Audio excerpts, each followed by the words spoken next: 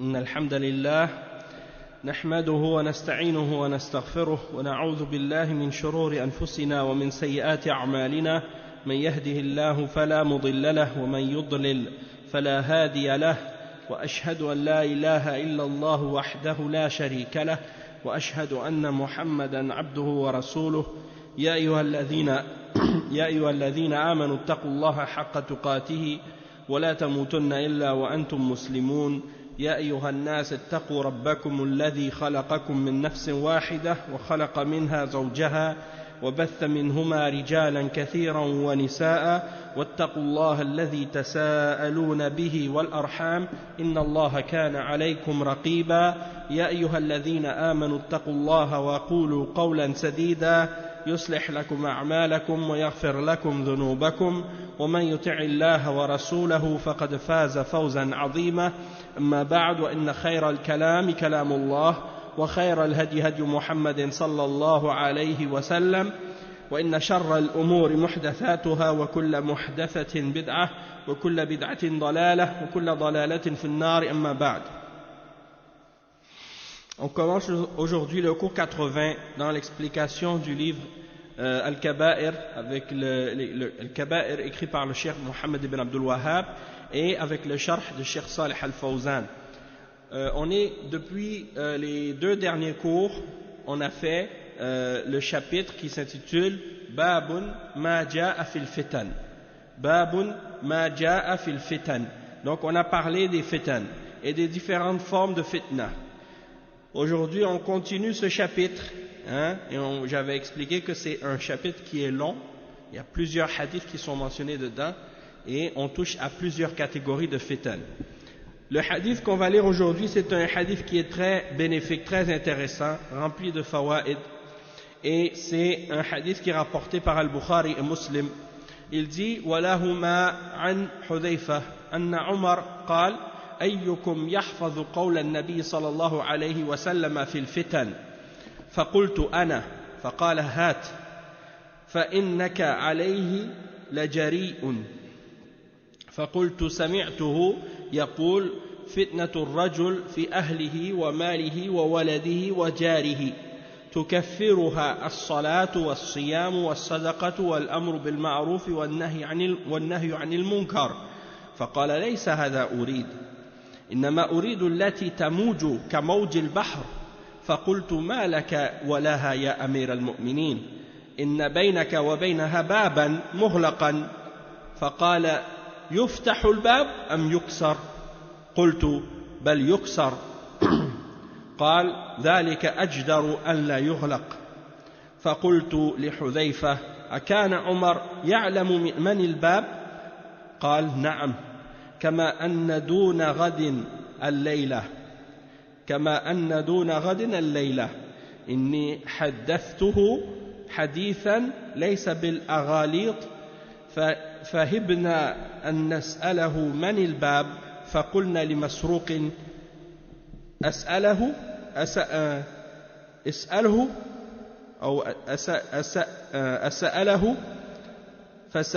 أو اسأله. نعم. فقلنا لمسروق: اسأله، فسأله، فقال عمر، يعني الباب هو عمر ibn al-Khattab radiyallahu anhu. Naam. Donc qu'est-ce qu'on fait? On va traduire le hadith en premier, puis on va expliquer après avoir Inch'Allah traduit, on va lire la traduction de l'explication. Donc il est rapporté par Al-Bukhari et Muslim selon Hudhayfa que Omar ibn al-Khattab radiyallahu anhu, il a demandé lequel d'entre vous a mémorisé la parole du prophète sallallahu alayhi wa sallam au sujet des fitan, c'est-à-dire au sujet des épreuves, des tribulations, des tentations et des difficultés. Et Hudhayfa a dit: moi. Alors Omar ibn al-Khattab radiyallahu anhu a dit: alors donne-le.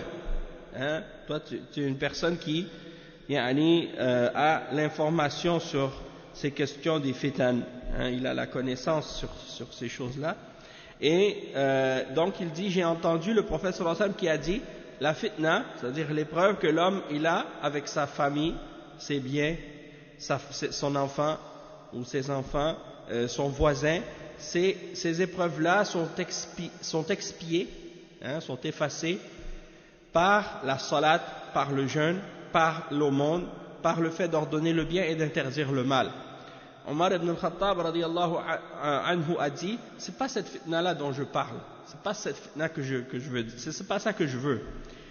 Celle que je veux, c'est-à-dire le hadith qui parle de la fitna qui vient comme les vagues de la mer, c'est-à-dire quand il y en a une qui vient et il y en a une autre qui vient par derrière ensuite, et donc les fitnes qui se suivent les unes après les autres. Et il dit, pourquoi tu veux ce hadith-là, pourquoi tu veux entendre parler de cette fitna? Quel rapport y a-t-il entre toi et cette fitna, ô Amir al-Mu'minin? Alors il explique, il dit, Hudayfa, il dit, entre toi et cette fitna, il y a une porte. Et Omar ibn al-Khattab a dit, est-ce que cette porte sera ouverte ou elle sera brisée?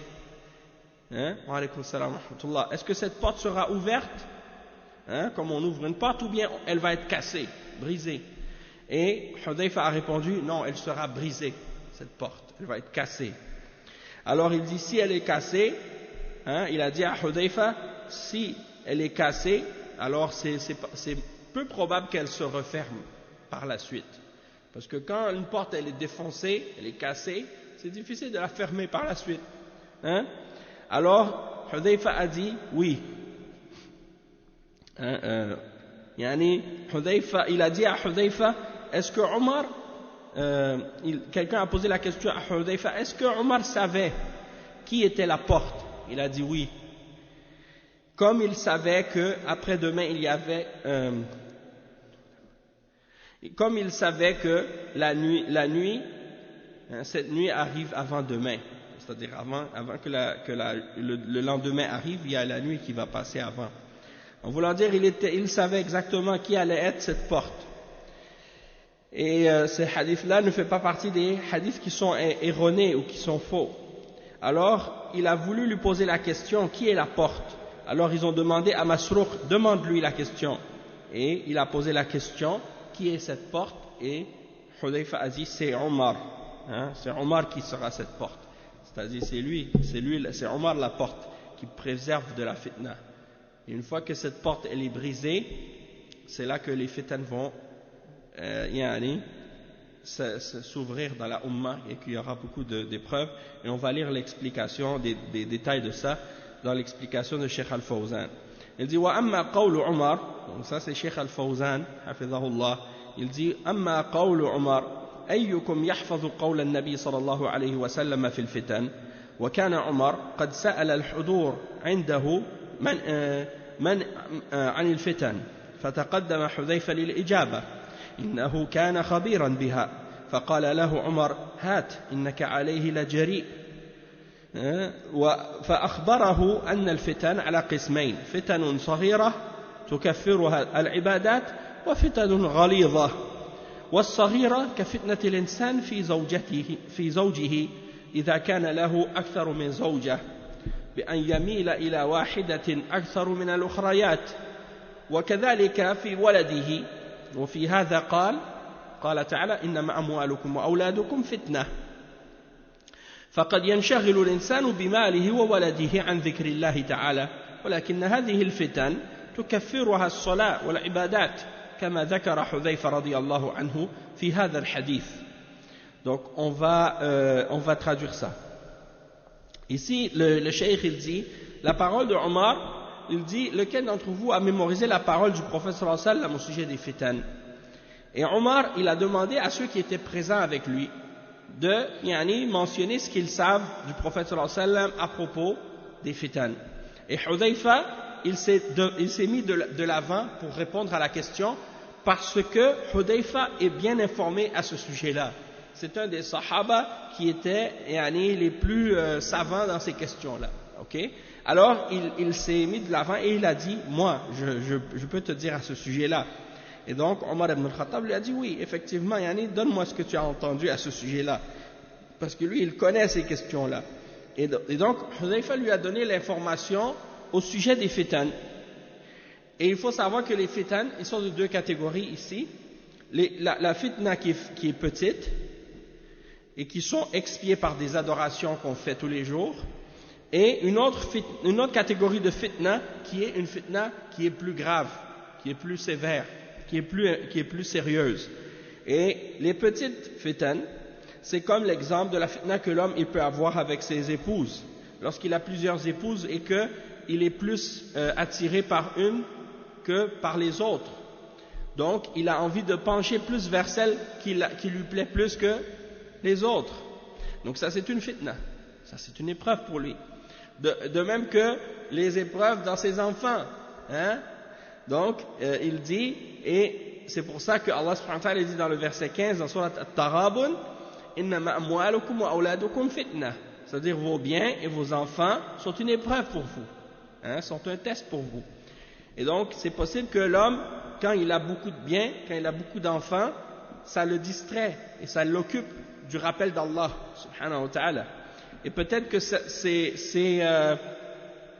différentes fitanes, hein, qui le distraient, qui l'occupent, hein, du rappel d'Allah, ça c'est des choses qui peuvent être effacées ou expiées par la salat et par les autres formes d'adoration qu'il fait, comme Hudayfa l'a mentionné du prophète sallallahu alayhi wa sallam dans ce hadith. Il dit وعن هذا النوع من الفتن قال حذيفة ليس هذا أريد قال عمر لحذيفة ليس هذا أريد إنما أريد التي تموج كموج البحر إنما قصد عمر الفتنة التي يحصل بها سفك الدماء وشق عصا الطاعة لأن الناس كانوا بعد النبي صلى الله عليه وسلم مجتمعين في عهد الخليفتين أبي بكر وعمر رضي الله عنهما فقال له حذيفة ما لك ولها يا أمير المؤمنين. Donc ici le cheikh il explique que Omar ibn al-Khattab il a répondu à Hudayfa, c'est pas de cette fitna que je veux, c'est pas cette fitna que je parle moi, je parle de la fitna qui va venir comme les vagues de l'océan, hein, les unes après l'autre. Et donc le cheikh il dit que qu'est-ce que Omar ibn al-Khattab a voulu comme fitna, il parle de la fitna dans laquelle il y a le sang, hein, dans laquelle il y a la division et dans laquelle les gens s'opposent à l'autorité et aux dirigeants. Donc les gens à l'époque de Omar, Abu Bakr et Omar, ils étaient tous unis. Il y avait un seul khalifa et tout le monde obéit au khalifa. Donc il n'y a pas de division encore, il n'y avait pas de divergence encore au sujet du gouvernement, au sujet du pouvoir. Et donc Hudayfa, c'est pour ça que Hudayfa lui a posé la question, pourquoi veux-tu savoir à ce sujet-là, ô Amir al-Mu'minin? Quel rapport as-tu avec ça, hein? Alors le cheikh dit ay al-fitna al-ghalidha inna baynaka wa baynaha baban mughlaqan فقال عمر يفتح الباب أو يكسر فقال حذيفة بل يكسر والصحابة لا يعلمون ماذا قصد حذيفة عمر وحين أن كلا من عمر وحذيفة يعرفان معنى الباب فلذلك استحيا الصحابة أن يسألوا حذيفة في حينها ولكنهم سألوه بعد ذلك فذكر لهم بأن المراد بالباب عمر وأن كسره قتله فقتل عمر رضي الله عنه على يد أبي لؤلؤة المجوسي عليه اللعنة وهو يصلي فبايع الناس عثمان رضي الله عنهم ولم تحصل فتن في أول خلافته ثم جاء يهودي خبيث وهو ابن السوداء عبد الله بن السبأ وسمي ابن السوداء لأن أمه كانت حبشية فأظهر هذا الخبيث الإسلام وجعل يسب عثمان في المجالس فاجتمع عليه من استهوتهم الفتنة والكلام في أولي الأمر وهذا شأن بعض الناس الذين يستبيحون الكلام في ولاة الأمور ثم انتبه لهذا الخبيث فهرب إلى مصر واجتمع عليه بعض الناس هناك وكونوا لهم طائفة خبيثة وانتهى الأمر بقتل عثمان رضي الله عنه وكانت الفتنة الأولى بقتل عمر ثم الثانية بقتل عثمان رضي الله عنه فبقتله انفتح باب الفتنة على المسلمين وحصلت الحروب وكان مشعل هذه الحروب والفتن هو ابن سبأ الذي راح يذكي نار الفتنة On va traduire cette partie. Le cheikh, il explique que Hudhayfa, il a dit, en ce qui concerne les fitan qui sont plus sévères, les fitan qui sont plus graves, il a expliqué que ces fitan, elles étaient, il y avait une porte entre elles et Omar. Entre Omar et les portes, entre Omar et la fitna, il y avait une porte qui était fermée. Alors Omar ibn al-Khattab radiyallahu anhu a dit, est-ce que cette porte sera ouverte ou elle sera brisée? Alors Hudhayfa a répondu et il dit, elle sera brisée. Et donc les Sahaba, eux, ils ne savaient pas qui Hudhayfa et Omar, de qui Hudhayfa et Omar parlaient. C'est comme en voulant dire que Hudhayfa, il mentionne à Omar le hadith et il parle d'une porte qui est entre lui et la fitna, et il mentionne qu'elle est fermée, et il mentionne est-ce que sera brisée ou elle sera ouverte. Les autres qui sont autour, ils ne comprennent pas de quoi il s'agit, mais Hudhayfa et Omar tous les deux savent de qui il s'agit, qui est cette porte, qu'est-ce que cette porte, elle représente qui et de quoi il s'agit, ils savent tous les deux, mais les autres sahaba qui sont autour, ils ne comprennent pas les détails de cette explication-là, de cette parole-là. Alors ils sont gênés de poser la question sur le fait de savoir qu'est-ce que c'est la porte et qu'est-ce qu'on veut dire par le fait qu'elle sera brisée ou non. Alors lorsque un peu plus tard ils ont posé la question par la suite, et ils ont demandé qui était la porte. Alors il a répondu et il a expliqué que la porte c'est Omar. Et le fait de briser la porte signifie qu'il sera tué, c'est-à-dire que Omar va être assassiné. Et effectivement Omar ibn al-Khattab radiyallahu anhu a été assassiné, parce qu'il est mort par le poignard de Abu Lu'lu'ah, un Majusi de la Perse qui était esclave, et qui a poignardé Omar ibn al-Khattab alors qu'il faisait la salat. Alors après Omar ibn al-Khattab, les gens ont donné la bay'a, ils ont donné l'allégeance à Uthman radiyallahu anhu. Et au début de son khilafa, au début de son gouvernement, de sa dirigeance, il n'y a pas eu de fitan, il n'y a pas eu de problème, il n'y a pas eu de d'effusion de sang ou de tribulation. Mais par la suite, il y a un juif qui s'est fait passer pour un musulman qui s'appelle Abdullah ibn Saba al-Yahudi, et on l'appelait Ibn Sauda parce que sa mère était éthiopienne.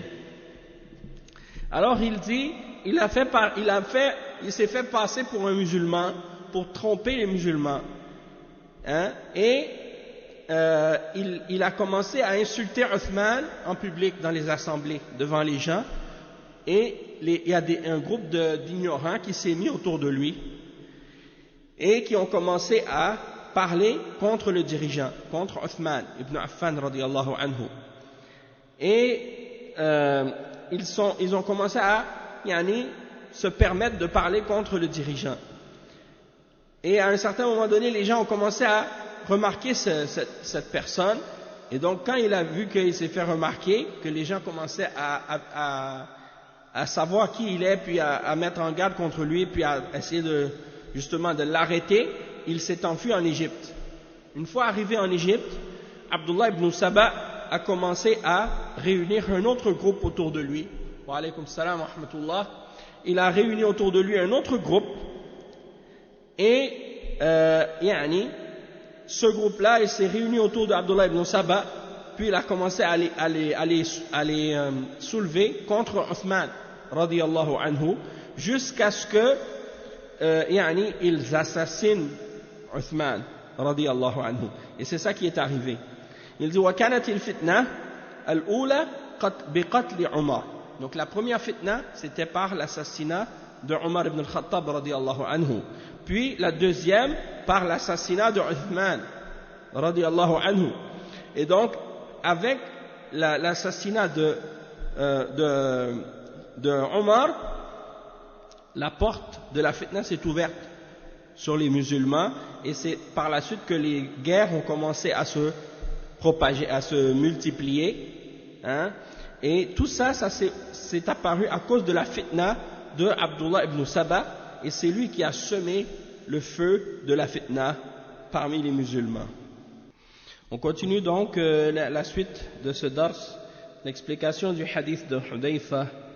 Il dit, Cheikh Al-Fawzan dans son explication, il dit وَتَتَابَعَ قَتْلُ الْخُلَفَاء فَقُتِلَ الخليفة الرابع علي رضي الله عنه ثم إن الله جمع المسلمين على معاوية رضي الله عنه وكان قد تنازل له الحسن ابن علي رضي الله عنهما فتم الأمر لمعاوية واجتمع المسلمون عليه وسمي ذلك العام بعام الجماعة وانسد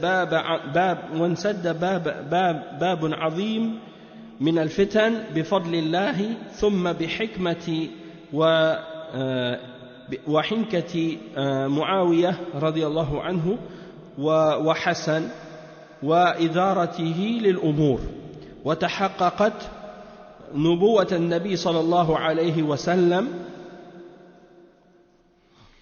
في قوله في الحسن إن ابن هذا سيد ولعل الله أن يصلح به بين فئتين عظيمتين من المسلمين فاستتب الأمن وانسد الباب على دعاة الفتنة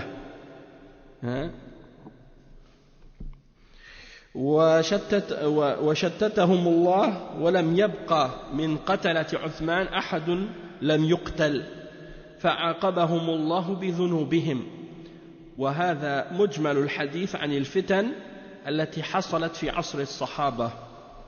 Donc Cheikh Al-Fawzan il explique que donc après l'assassinat de Omar et l'assassinat de Uthman radiyallahu anhuma, il y a eu encore une fois l'assassinat d'un autre khalifa, c'était l'assassinat de Ali radiyallahu anhu. Donc 3 khalifas qui se sont fait assassiner l'un après l'autre, Omar, Uthman radiyallahu anhuma et Ali radiyallahu anhu également. Donc il dit que donc là c'était une suite de fitan qui se produisaient les unes après les autres. Puis ensuite il y a eu le khilafa de Muawiyah radiyallahu anhu, et c'est ça qui a réuni les musulmans en fait, parce que après Ali radiyallahu anhu, celui qui a pris le khilafa c'est son fils Hassan ibn Ali, Hassan le fils de Ali ibn Abi Talib. Et Hassan était quelqu'un de sage et il voulait le bien de la Ummah avant tout. Alors qu'est-ce qu'il a fait? Il a lui-même accepté de laisser le pouvoir à Muawiyah radiyallahu anhu. Donc pour éteindre la fitna et pour calmer la fitna dans la Ummah, Hassan ibn Ali radiyallahu anhu a dit: je donne le pouvoir à Muawiyah, c'est lui qui va être le khalifa. Donc Muawiyah est devenu le khalifa des musulmans radiyallahu anhu, et ça a fait ça a calmé la fitna et ça a uni les musulmans avec donc la sagesse et l'intelligence de Muawiyah et de Hassan, dans la façon de gérer les affaires de la Ummah. C'est comme ça que les choses se sont arrangées, et en même temps la prophétie du prophète sallallahu alayhi wa sallam s'est également réalisée, du fait que le prophète sallallahu alayhi wa sallam avait dit dans son hadith rapporté par Al-Bukhari selon Abi Bakra, que il a dit: mon fils que voici est un sayyid, est un maître, et peut-être que Allah va réconcilier par lui 2 grands groupes de ma ummah. Et effectivement il a été la cause de la réconciliation de 2 grands groupes dans la ummah, à cette époque-là, quand il y a eu la fitna. Donc la sécurité est revenue et la porte de la fitna s'est fermée sur les gens qui appelaient à la fitna et qui voulaient faire des troubles. Et donc Allah subhanahu wa ta'ala les a divisés ceux qui causaient les troubles, et tous ceux qui ont été responsables de l'assassinat de Uthman ont été tués.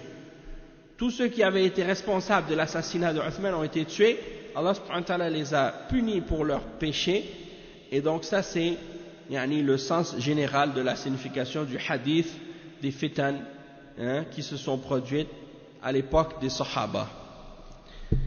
Il y a le hadith suivant qui est rapporté par l'imam Muslim dans son Sahih selon Abi Bakra, et donc on va le lire maintenant. C'est le hadith que Cheikh Mohammed ibn Abdul Wahhab a cité dans le chapitre à la suite de l'autre. Il dit وَلِمُسْلِمٍ عن أبي بكر رضي الله عنه مرفوعا إنها ستكون فتن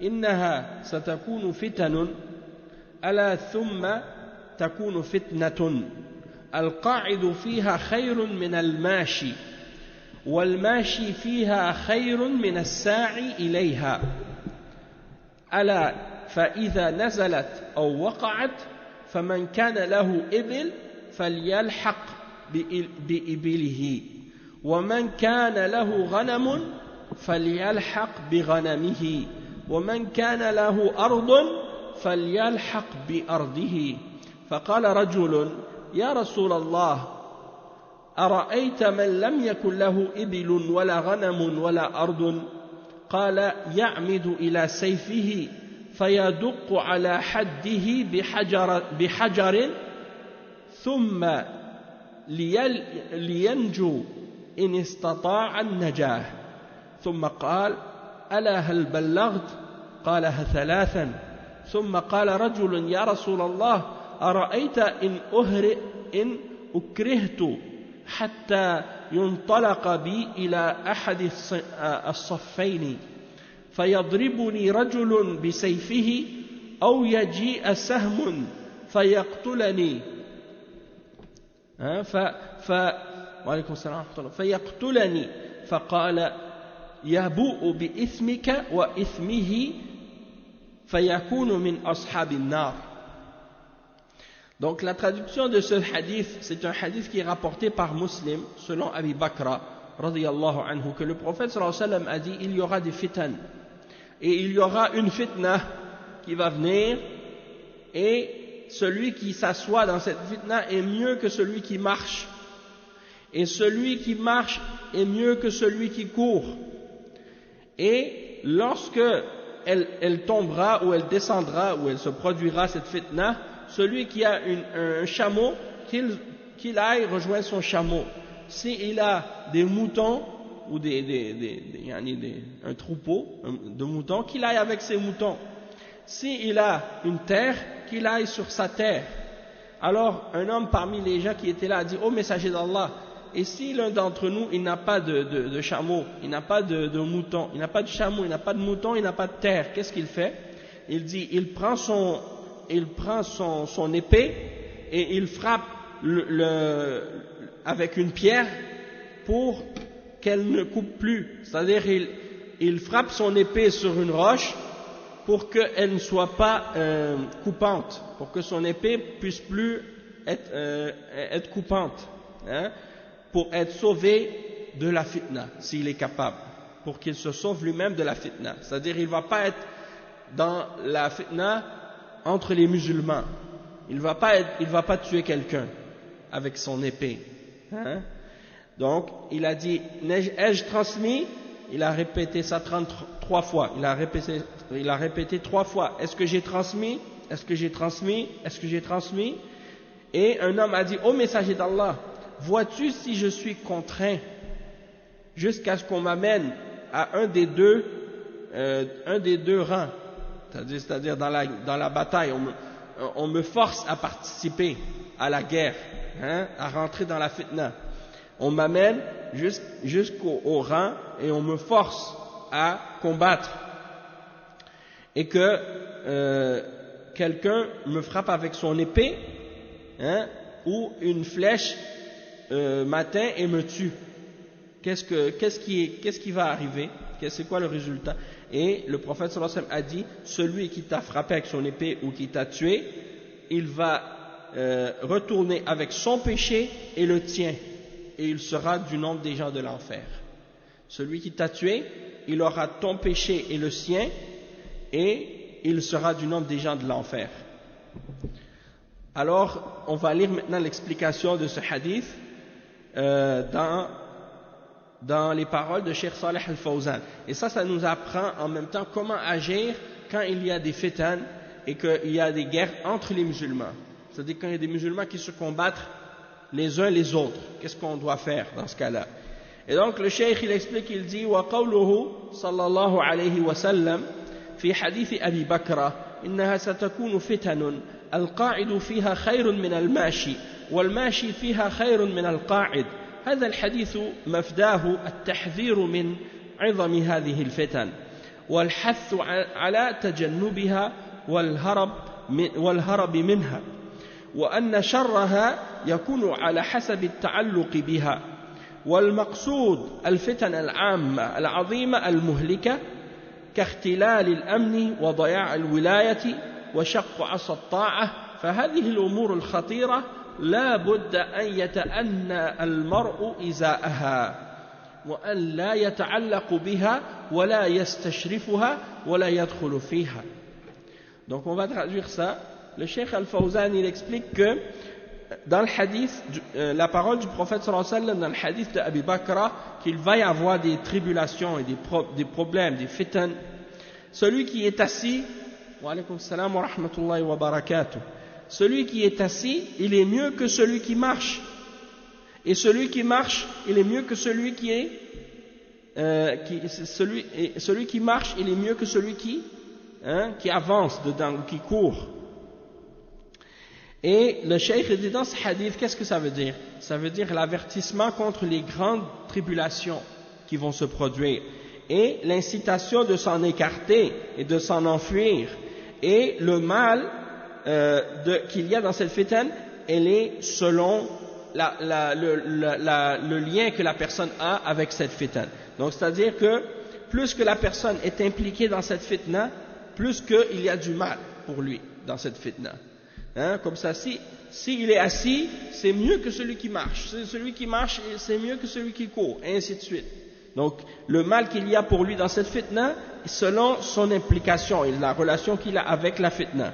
Et qu'est-ce qu'on veut dire par fitna ici? C'est les fitans qui sont globales, les fitans qui sont générales, qui touchent plus de monde et qui amènent à la perdition, qui font que beaucoup de gens meurent et qu'on a la perte de la sécurité et qu'il y a également la perte du pouvoir politique, c'est-à-dire il n'y a plus d'autorité politique parce que les gens se sont révoltés contre le pouvoir. Et on a divisé l'autorité, on a divisé le pouvoir, donc à cause de ça, il y a une division dans les rangs et les musulmans sont divisés à cause de ça. Donc tout ça, ça fait partie des choses qui sont très dangereuses et donc vis-à-vis de ce genre de situation, le musulman, il doit prendre son temps.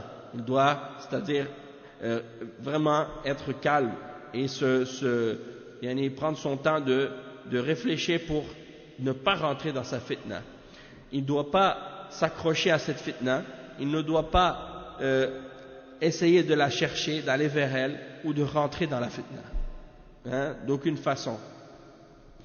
Il doit tout faire pour s'en écarter, s'en éloigner. Et il dit وَلِهَذَا قَالَ صلى الله عليه وسلم القاعد فيها خير من القائم والقائم فيها خير من الماشي والماشي خير من الساعي. ففي هذه الحالة ينبغي للمسلم أن يتجنب الفتن وينشغل عنها ولهذا حث المسلم على اعتزال هذه الفتن بدعوته لصاحب الإبل أن يلحق بإبله وإن كان له غنم لحق بها وإن كان له أرض اشتغل بها وأمره صلى الله عليه وسلم هذا لأجل أن ينجو المسلم بنفسه ويبتعد عن الدخول والمشاركة في الفتن.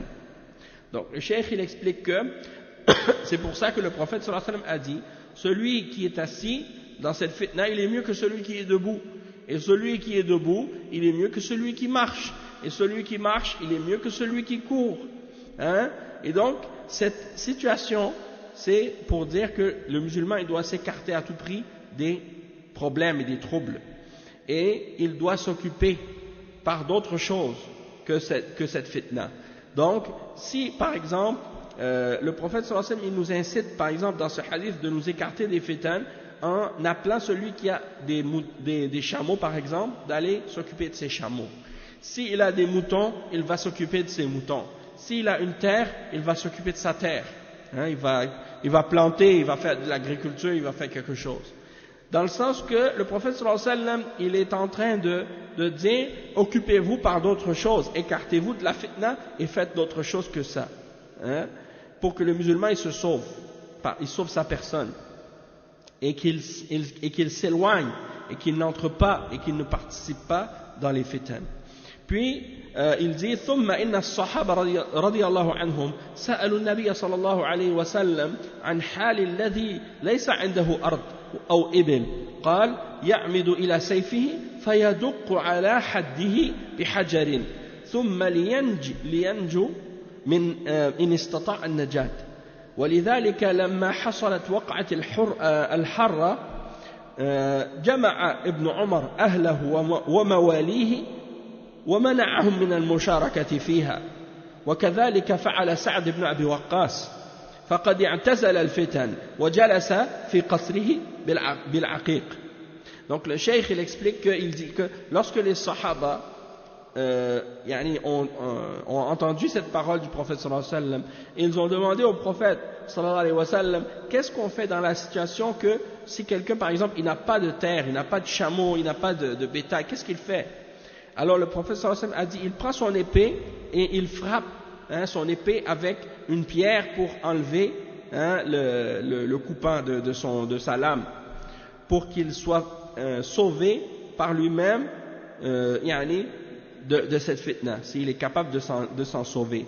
Et c'est pour cette raison que lorsqu'il y a eu la fitna qu'on appelle fitnatul harra, quand les gens ont voulu se révolter contre Yazid, le fils de Muawiyah, après Muawiyah, il y a eu le fils de Muawiyah qui a pris le pouvoir, et il y a des gens qui ont voulu, à Médine, se révolter contre lui. Donc ils ont appelé à la révolte contre Yazid.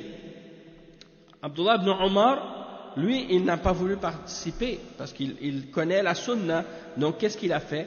Il a rassemblé sa famille, ses servants, et toute sa famille, ses servants et tous ceux qui sont avec lui, il les a tous empêchés et interdits de participer à cette fitna, et il est parti et de même Sa'd ibn Abi Waqqas, également un autre parmi les grands sahaba, il est parti à l'écart, dans sa maison près de Al-Aqiq, Al-Wadi Al-Aqiq, et puis il est resté là-bas pendant la fitna. Il n'a pas voulu se mélanger à ça ou participer à la fitna. Pourquoi? Parce qu'il veut s'accrocher à la sunna dans ces situations-là. Et ça, c'est l'exemple des sahaba qui se sont écartés de ce genre de situation-là pour s'accrocher et rester en accord avec la sunna. Même que lorsque la fitna est arrivée, on a lu ça dans le livre de Cheikh Abdus Salam ibn Burjis, au début, lorsqu'il a mentionné l'histoire justement Ibn Omar, lorsqu'il est allé parler avec celui qui voulait diriger la fitna contre Yazid, il est rentré. Quand il voulait rentrer dans la tente, ils ont dit dérouler un tapis rouge ou pas nécessairement rouge, mais dérouler un tapis pour Ibn Omar, pour l'honorer. Il a dit, je ne suis pas venu pour m'asseoir. Il dit, je suis venu seulement pour vous lire un hadith et puis je m'en vais. Alors il leur a dit que le prophète sallallahu alayhi wa sallam a dit, celui qui a enlevé son allégeance à celui qui est son dirigeant, il lui a donné la bay'a, puis il a retiré son allégeance, après lui avoir donné l'allégeance, au jour de la résurrection, on va mettre une bannière pour les traîtres et tous les gens qui ont manqué à leur serment d'allégeance et qui ont trahi leur serment d'allégeance vont être appelés à se réunir autour de cette bannière. Et on va dire cette bannière, c'est la bannière des traîtres. Donc ça, il est venu, il leur a dit ce hadith-là, puis il est parti. Et il a amené sa famille et tous ses servants avec lui et tout le monde, et il s'est en allé à un endroit à l'écart pour ne pas participer justement à la fitna. parce que de combattre contre un dirigeant musulman, après que les musulmans lui aient donné l'allégeance, ça fait partie des choses qui sont en contradiction avec la sunna et qui fait partie de la voie des khawarij, également. Donc le cheikh il a expliqué par la suite, il a dit فَلَمَّا سَأَلَهُ الصَّحَابِ أَنَّهُ فِي حَالٍ إِنْ ذُهِبَ بِهِ قَهْرًا ثُمَّ أُصِيبَ بطعنة أو رمية يعني قال يبوء بإثمه وإثمك ويكون من أصحاب النار كما قال تعالى في بني آدم لئن بسطت إلي يدك لتقتلني ما أنا بباسط يدي إليك لأقتلك إني أريد أن تبوء بإثمي وإثمك فتكون من أصحاب النار وذلك جزاء الظالمين. فإذا كانت الفتنة عامة فإن الإنسان يكف يده عن المشاركة فيها ولا يدافع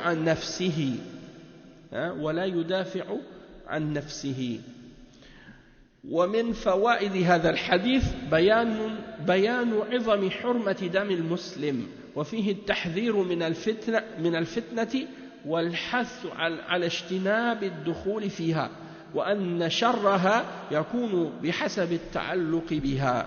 Donc le cheikh il termine cette explication de ce hadith là en disant que lorsque un sahabi par la suite a posé la question au prophète sallallahu alayhi wa sallam en disant et si on me force à rentrer dans cette fitna, à participer à la bataille, on m'amène et on me force et pendant cette bataille moi je suis blessé ou je suis frappé, je suis tué, alors il a dit alors dans ce cas là tu auras ton péché et il aura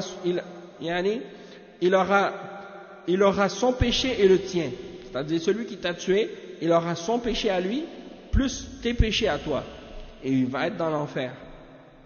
Et c'est comme l'exemple des deux fils d'Adam, Caïn et Abel, comme c'est mentionné dans Surat Al-Ma'ida, le verset 5, le verset 29 dans la Surat 5, c'est Surat Al-Ma'ida. Donc le verset 29, il y a le récit qui est mentionné des deux frères, des deux fils d'Adam. Il dit, en fait c'est marqué le verset 29, mais c'est le verset 28 et 29. Et ça commence même à 27.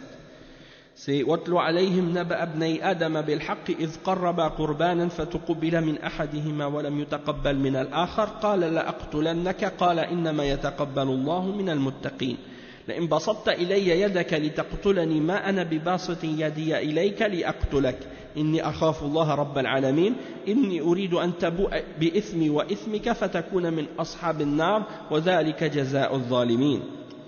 Donc c'est les versets, c'est-à-dire raconte-leur en toute vérité l'histoire des deux fils d'Adam.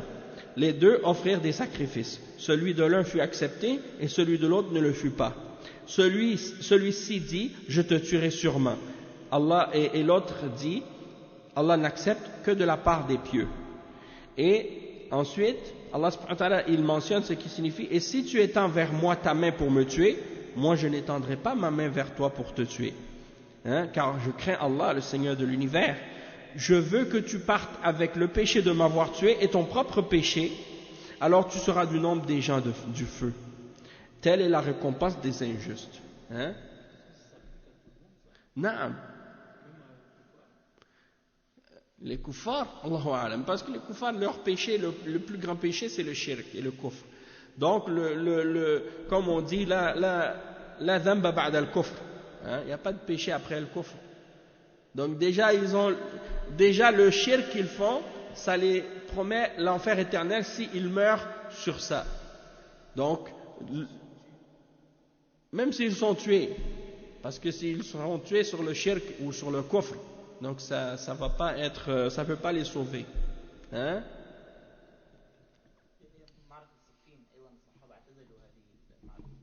نعم 30 سبحان الله. donc يعني لا نريد أن نذكر كل التفاصيل ولكن بارك الله فيك على هذه المعلومة جزاك الله خيرا.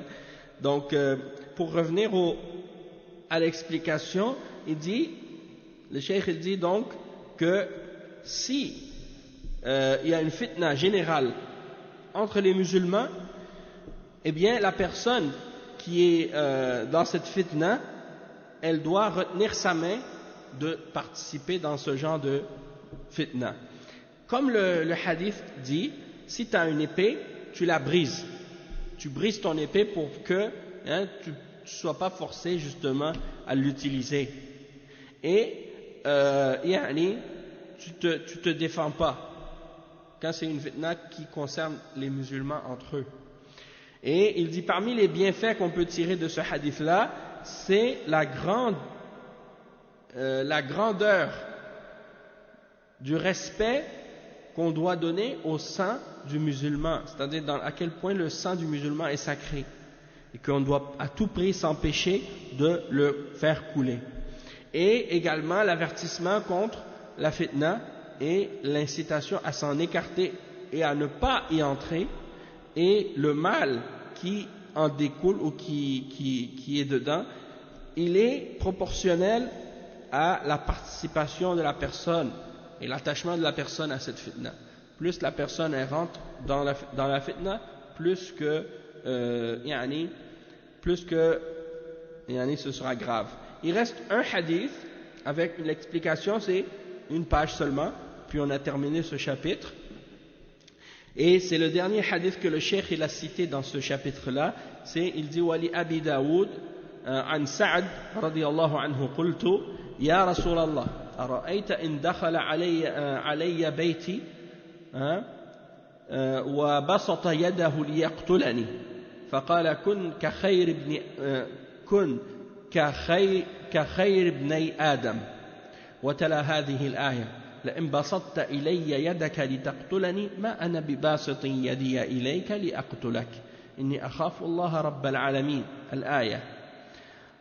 قول سعد يا رسول الله أرأيت إن دخل بيتي وبسط يده ليقتلني معناه كف يد المسلم عن قتل أخيه، فإذا جاء مسلم ودخل عليك بيتك فخير لك أن تكف يدك عن قتله، ولكن إن قتلته دفعا للصائل فهذا قد أذن فيه الشارع، لكن إن كففت يدك عنه وأدى ذلك إلى قتلك فهو خير لك، وهذا في الفتن العامة بين المسلمين. أما في غير الفتن العامة فالمسلم يدافع عن نفسه وماله وحرمته. Donc, le cheikh il explique que premièrement le hadith est rapporté selon Abi Daoud radiyallahu anhu, et il dit dans la note de bas de page que c'est rapporté selon Abi Daoud dans son Sunan. D'accord, parce que dans l'original c'était marqué selon Ibn Majah, mais qu'est-ce qui est correct, c'est que c'est rapporté selon Abi Daoud. Donc il dit selon Sa'd, il est rapporté le hadith selon Sa'd, il a dit ô messager d'Allah, vois-tu si un voleur rentre chez moi ou quelqu'un rentre chez moi, il veut me tuer, qu'est-ce que je dois faire? Et le prophète sallallahu alayhi wa sallam lui a répondu en disant sois comme le meilleur des deux fils d'Adam. Et il a cité le verset qu'on a lu tout à l'heure. Si tu étends ta main pour me tuer, moi je ne vais pas étendre ma main pour te tuer à mon tour, parce que je crains Allah, le Seigneur des mondes. Et donc le cheikh il explique que la parole de Sa'd, quand il pose la question au prophète sallallahu alayhi wa sallam, si quelqu'un il rentre chez moi et veut me tuer, ça veut dire que le musulman il doit se retenir de tuer son frère. C'est-à-dire que s'il y a un musulman qui rentre chez toi, dans ta maison, il dit c'est mieux pour toi de ne pas le tuer et de garder ta main de le tuer pour justement éviter de devoir commettre un meurtre et de tuer ton frère. C'est mieux que tu te retiennes et que ce soit lui qui te tue que ce soit toi qui le tues. Il dit toutefois, si tu le tues et parce que tu veux repousser cet agresseur, Allah subhanahu wa ta'ala l'a permis. Allah subhanahu wa ta'ala il a permis de le repousser, Et si tu le tues, dans ce cas-là, tu n'auras pas commis de péché, parce que tu t'es défendu. Hein, et ça, c'est permis dans l'islam. Mais si tu te retiens ta main de faire couler son sang, et que ça amène à ta mort, ça c'est mieux pour toi. C'est-à-dire que c'est mieux que tu meurs, que c'est toi la victime, que d'être responsable de la mort de quelqu'un. Et il dit ça, c'est dans les situations où il y a des fitnas générales, une fitna générale chez les musulmans. Toutefois, si c'est en dehors des fitnas générales, le musulman, dans le cas général, il a le droit de se défendre, sa personne, ses biens et sa famille. Et même que le prophète sallallahu alayhi wa sallam, il a dit, celui qui meurt en défendant sa personne, en défendant ses biens, en défendant sa famille, il est martyr. Hein? Et il tue quelqu'un dans cette situation-là pour se défendre, parce qu'il n'a pas le choix, dans ce cas-là, il ne sera pas dans le péché. Hein? Il ne sera pas dans le péché. Et il dit, فَالْحَاصِلُ أَنَّ عَلَى الْمُسْلِمِينَ أَنْ يُحَاصِرُوا الْفِتَنَ ويضيقوا نطاقها ما استطاعوا لأنهم إن تركوها خمدت ونامت وأتت على الأخضر واليابس ولذلك لما دخل المجرمون على عثمان رضي الله عنه كف يده ويد غيره وأراد بذلك أن يقلل من الفتنة. Donc le cheikh il dit que qu'est-ce qu'on peut dire enfin de façon général, c'est que les musulmans, ils doivent essayer de restreindre les fitans, les troubles. Ils doivent essayer de les rendre le plus restreintes possible, le plus étroites possible, pour qu'elles ne se propagent pas, pour qu'elles ne se diffusent pas s'ils sont capables. Hein? Parce que s'ils les laissent se propager et augmenter, dans ce cas-là, elles vont se propager, ça va devenir plus compliqué. Tandis que s'il la restreint, s'il la limite, alors dans ce cas-là, elle va s'éteindre, elle va s'arrêter. Hein? Mais sinon, s'il la laisse, elle va tout détruire sur son chemin. Et c'est pour ça que lorsque les criminels sont rentrés dans la maison de Uthman, radiyallahu anhu, pour l'assassiner à l'époque, il ne s'est pas défendu lui-même. Et il n'a pas accepté que d'autres viennent également pour le défendre. Non. Pourquoi? Parce qu'il voulait faire son possible pour atténuer la fitna et restreindre la fitna. Hein? Et donc c'est ça ce qui est arrivé finalement. Et donc ça nous montre la sagesse de Uthman radiyallahu anhu et comment il a agi dans cette situation difficile, qui nous montre le bon comportement, comment dans l'islam on doit agir quand il y a des fitans entre les musulmans. Donc on va s'arrêter à ce point-là, puis on va parler d'un autre sujet pas la semaine prochaine, demain, Inch'Allah, dimanche. La suite, l'autre chapitre qui suit, c'est à propos d'un sujet qui est proche de celui-ci. C'est Babu qatl an-nafs allati harrama Allah illa bil haqq, c'est-à-dire la gravité. Babu ta'zim qatl an-nafs allati harrama Allah illa bil haqq, c'est-à-dire la gravité de tuer l'âme que Allah a déclarée sacrée, excepté pour un droit. Donc on va lire ça demain, Inch'Allah. سبحانك اللهم وبحمدك أشهد أن لا إله إلا أنت أستغفرك وأتوب إليك وصلى الله وسلم على نبينا محمد وعلى آله وصحبه أجمعين والسلام عليكم ورحمة الله وبركاته.